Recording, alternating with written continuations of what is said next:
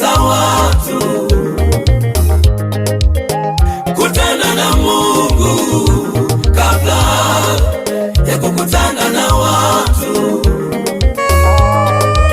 Nenda mbele za Mungu kabla ya kwenda mbele za watu.